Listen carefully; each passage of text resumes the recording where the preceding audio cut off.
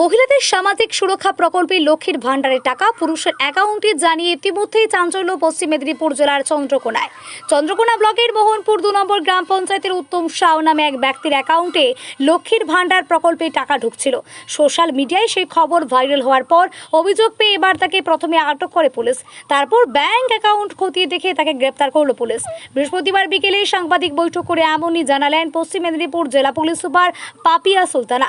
এই ঘটনায় আরও কে জড়িত তা খতিয়ে দেখা হচ্ছে বলে জানালেন তিনি। পাশাপাশি তিনি জানিয়েছেন আগামী দিনে কোনোভাবেই কোনো সামাজিক প্রকল্পের নির্দিষ্ট বেনিফিশিয়ারি ছাড়া অন্য কারো অ্যাকাউন্টে যাতে টাকা না ঢোকে সে বিষয়েও সচেতন করা হবে। আমরা কালকে সোশ্যাল মিডিয়া থেকে একটা খবর পাই যে আমাদের চন্দ্রকোনা থানার আন্ডারে মোহনপুর জিপিতে 2 নম্বর জিপিতে উত্তম কুমার সাউ বলে এক ভদ্রলোক লক্ষ্মীর ভাণ্ডার ওনার নামে হচ্ছে। তো লক্ষ্মীর ভাণ্ডার যেহেতু মহিলাদের নামেই হওয়া সম্ভব শুধুমাত্র, তাই আমরা ওনাকে নিয়ে আসি। প্রথমে ডিটেইন করা হয়, তারপরে ডকুমেন্টে দেখা যায় যে ওনার পাসবইয়ে 2022 সাল থেকে ওনার ডকুমেন্টে ওনার মিসেসের ব্যাংক অ্যাকাউন্টে 2022 সাল থেকে ওনার নামে এই লক্ষ্মীর ভাণ্ডারের টাকা আসছে।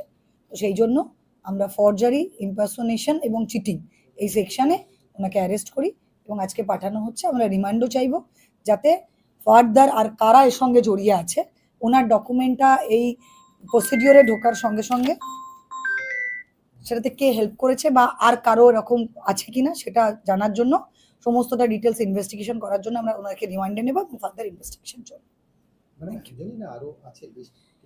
এখনো পর্যন্ত আমরা একজন পেয়েছি, তারপরে দেখা যাবে কথা ডিউরিং দ্য ইনভেস্টিগেশন যদি আরো কারোর পাওয়া যায় এরকম আমরা আবার অ্যারেস্ট করব। জেলা সামগ্রিক কোনো চিত্র আছে যে কতজন পাই বা না এরকম কোনো মানে বিংলার কেসটা কি মানে আছে এসটিএ মানে উনি যে বলছিলেন ওনার অ্যাকাউন্টে টাকা ঢুকেনি, ওটা কি পুরোপুরি মিথ্যে কথা?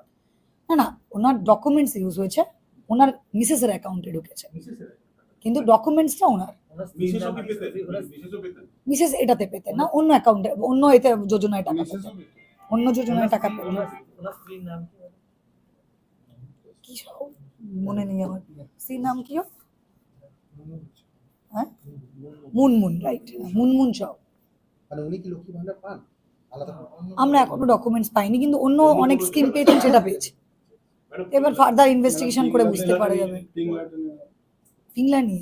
পিংলা তো কলকাতার থেকে এসটিএফ, যেটা আমাদের ওয়েস্ট বেঙ্গল এসটিএফ, ওনারা একটা খবর পান, সেই খবরের থ্রু দিয়ে ওনারা যখন ইনভেস্টিগেশন করছিলেন একজনের নাম পান যার বাড়ি পিংলায়।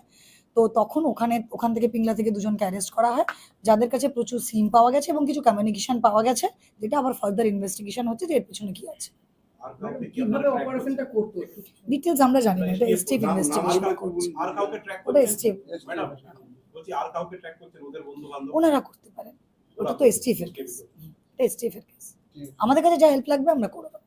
ম্যাডাম ওই ঘটনার সময় কি ঝাড়গ্রামে যে ঝালমুড়িওয়ালা তার সঙ্গে কোনো কোন link আছে? ঘটনা? মানে এই যে অ্যারেস্ট হয়েছে পিংলা? কি দেওয়া হয়েছিল? না এখনো পর্যন্ত এরকম কিছু পাওয়া গেলে ফার্দার ইনভেস্টিগেশন আমরা জানাবো। নতুন কিছু বলো। আবার কি নতুন কি বলবে? না 8 জন তো হয়েছে, ফার্দার দেখা হচ্ছে, আরো 2-1টা রেড হবে। অ্যালিগেশনটা অ্যাকচুয়ালি কি হলো? ম্যাডাম নতুন সরকার গঠনের পর থেকে এখনো পর্যন্ত দুর্নীতির দায়ে কতজন গ্রেফতার হয়েছে জেলাতে? আমাদের বিভিন্ন জায়গায় হয়েছে, যেমন ধরুন কেশিয়ারি আর খড়গপুর মিলে 2 জন অ্যারেস্ট হয়েছে। তারপরে রঞ্জিত অ্যারেস্ট হয়েছিল, যে এখন আবার বেলে আছে। তারপরে আমাদের ভুঁইয়া অ্যারেস্ট হয়েছে দাসপুরে। তারপরে আবার এখানে প্রদীপ কর অ্যারেস্ট হয়েছে, প্রদীপ কর কি এখন জেলে বাড়িতে আছে না নতুন করে কোনো জেলে আছে, এবং অন্য কেসে আমরা শোন অ্যারেস্ট করার জন্য প্রেয়ার দিচ্ছি। চেয়ার দিয়েছে?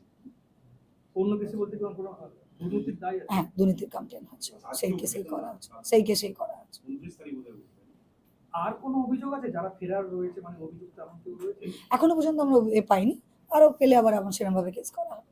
ম্যাডাম ওই ট্রাফিক মানে হেলমেট বা এই ইস্যুতে এখনো পর্যন্ত কত টাকা জেলায় ফাইন করা হয়েছে? ফাইনের নাম্বার দিয়ে আমরা ফোকাস করতে চাইছি না, কারণ এই মুহূর্তে আমরা ফাইনে ফোকাস করছি না, আমরা ফোকাস করছি সচেতনতা। ফাইন দিয়ে আমরা করতে চাইছি। কতজনকে এরকম